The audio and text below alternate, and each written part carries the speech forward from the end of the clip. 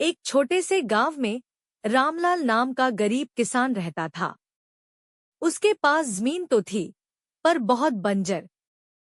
वह रोज सुबह जल्दी उठकर हल बैल लेकर खेत में जाता और शाम तक मेहनत करता। परंतु मिट्टी इतनी सख्त थी कि फसल ठीक से नहीं उगती थी।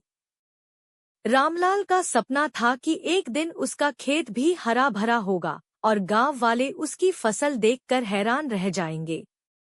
लेकिन गरीबी इतनी थी कि कभी बीज खरीदने के लिए पैसे नहीं होते, तो कभी पानी की कमी पड़ जाती। एक दिन वह बहुत उदास होकर खेत में बैठा था। तभी पास से एक बूढ़ा साधु गुजरा। उसने किसान से पूछा, क्यों बेटा, इतना दुखी क्यों है?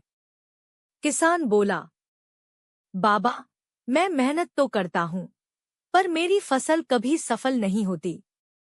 साधु ने मुस्कुराते हुए उसे मुट्ठी भर बीज दिए और कहा, ये बीज साधारण नहीं, परिश्रम और विश्वास के हैं। इन्हें पूरे दिल से बो, पानी और मेहनत से सींचो, देखना चमत्कार होगा।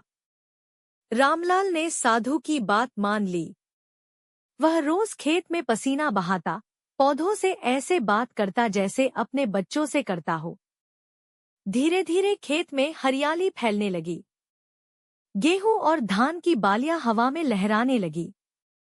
गांव वाले हैरान हो गए, जो जमीन कभी बंजर थी, अब सोना उगल रही थी। रामलाल ने सीखा कि असली चमत्कार किसी बीज में नहीं, बल्कि मेहनत, धैर्य और विश्वास में होता है।